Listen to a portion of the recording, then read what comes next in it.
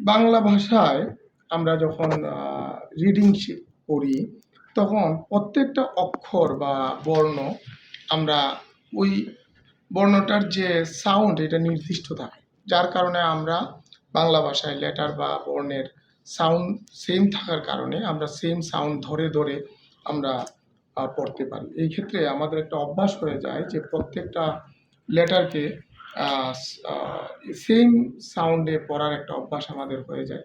কিন্তু ইংরেজিতে আমরা যখন রিডিং পড়ি তখন আসলে এই যে সাউন্ড প্রত্যেকটা অক্ষরের, এটার যে নেম আমরা পড়ি, এই নেম থেকে তার সাউন্ড কিন্তু ভিন্ন হয়ে যায় এবং এক একটা অক্ষরের সাউন্ড কিন্তু একাধিক হয়।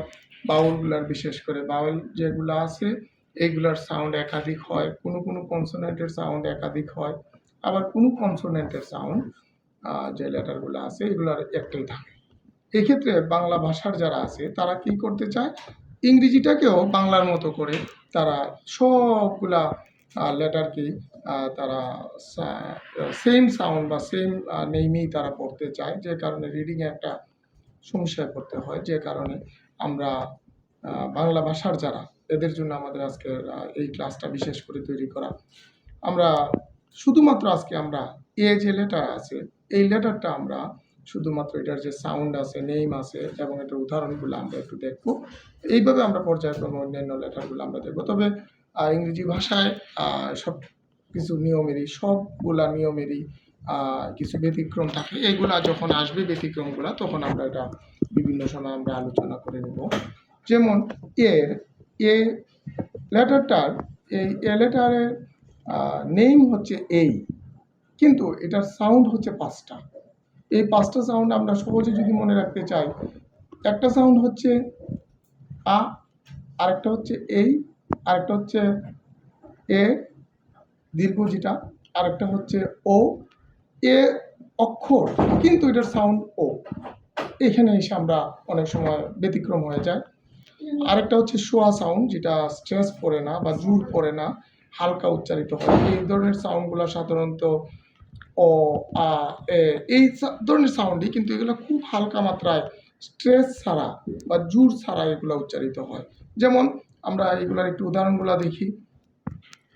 এর প্রথম যে সাউন্ডটা আ, এটা শর্ট সাউন্ড, যেটা এর শর্ট সাউন্ড, এটার 2টা কনসোনেন্ট থাকবে। এটাকে বলে সিবিসি রুল।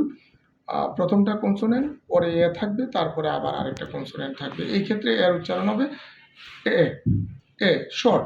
যেমন উদাহরণ হচ্ছে cat, bag, hat. Cat, bag, hat. এখানে প্রত্যেকটা ক্ষেত্রে দেখা যায় সিবিসি রুল অ্যাপ্লাই হচ্ছে এবং এটার নিয়মটা হচ্ছে যে দুই পাশে 2টা কনসোনেন্ট থাকবে, মাঝে এ থাকবে এবং এই ক্ষেত্রে এর সাউন্ডটা হবে শর্ট এ, এ ছোট করে।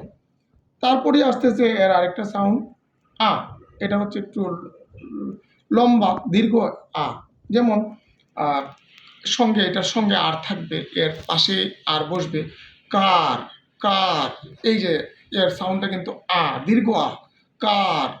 আবার হচ্ছে পার্ক, আবার হচ্ছে পার্কের পরে আসছে আবার স্টার। এই যে সাউন্ডগুলা এর সঙ্গে আর আছে, এটাকে আর দিয়া আটকানো হয় সাউন্ডটা, তখন এই এর সাউন্ডটা হয় আ দীর্ঘ। এরই সাউন্ড, কিন্তু এটা হয়ে যায় আ দীর্ঘ। তাহলে আমরা 2টা সাউন্ড জানলাম। আরেকটা সাউন্ড হচ্ছে এই, এটা হচ্ছে এর নেম সাউন্ড। যেটা নেম সাউন্ডটা কখন আসে, এটা একটা মজার রুল আছে, ম্যাজিক ই রুল। কোনো ওয়ার্ডের শেষে যদি ই থাকে এটাকে বলে, এবং ইটা যখন উচ্চারিত হয় না তখন এটাকে বলে ম্যাজিক ই। এই ই যখন থাকবে তখন ইর সাউন্ড আসবে না, ই বানানে আসবে, লেখায় আসবে, কিন্তু এর সাউন্ড আসবে না। তখন এই সাউন্ড আসে না ঠিকই, কিন্তু এর আগে যে এটা থাকে এর সাউন্ডটাকে সে এই বানাই ফেলে, এই এই হয়ে যায় সাউন্ড। যেমন উদাহরণ দিলে কেক, মেক। এখানে প্রত্যেকটাতে ই আছে কিন্তু এর সাউন্ড নাই, কিন্তু এর উচ্চারণটা হয়ে যাচ্ছে এই। এইটা আরেকটা নিয়ম আমরা শিখলাম। আরেকটা হচ্ছে এর সাউন্ড কিন্তু এটা অ হয়ে যায়, অ। যেমন অল, বল, অ হয়ে যাচ্ছে এর সাউন্ডটা। এটা কেন? যখন এর পরপরই এল বা ডাবল এল আসে তখন আমরা এর সাউন্ডটা হয়ে যায় অ। এই আমরা আরেকটা নিয়ম শিখলাম, 4টা নিয়ম। এরপরে আসতেছে শোয়া সাউন্ড। শোয়া সাউন্ডটা মানে এটা প্রথমে আসবে এবং এর মধ্যে জোর দেওয়া যাবে না। বাউট, আগো, আগো, অ্যাওয়ে, এই যে নিয়মগুলা, এই 5টা সাউন্ড তাহলে আমরা শিখলাম কি কি সাউন্ড? এ, আ, এই, অ, অ। এইটা হচ্ছে শোয়া সাউন্ড যেটা। এই 5টা সাউন্ডের যদি আমরা 5টা উদাহরণের মাধ্যমে আমরা মনে রাখার চেষ্টা করি। একটা হচ্ছে ক্যাট, আরেকটা হচ্ছে কেক, আরেকটা হচ্ছে বল, আরেকটা হচ্ছে কার, আরেকটা হচ্ছে আওয়ে। এই হলো আজকের ক্লাস। আমরা যদি এই ধরনের ক্লাস পেতে ফলো দিয়ে রাখি, আমরা এই ধরনের ক্লাস আরও দেবো যাতে আমাদের দেশের শিক্ষার্থীরা ভালোভাবে রিডিং পড়তে পারে, শুদ্ধভাবে রিডিং পড়তে পারে। আর এই নিয়মগুলা নিয়ে আমি বিস্তারিতভাবে একটা বই লিখতেছি। এটা প্রকাশ হতে আরও মাস দেড়েক লাগবে। আমরা আশা করি বইটা বের হইলে, প্রকাশিত হইলে আমরা সবাইকে জানাবো। ওই বইটার মধ্যে আমরা বিস্তারিত লিখে দিব নিয়ম কানুনগুলা। তার আগে আমি চেষ্টা করব এই বই থেকে বিভিন্ন পার্ট আমি ইউটিউব চ্যানেলে বা ফেসবুক পেজে দেওয়ার জন্য, যাতে আমাদের দেশের শিক্ষার্থীরা এখান থেকে শিখতে পারে এবং ভালোভাবে তারা রিডিং করতে পারে। ধন্যবাদ সবাই।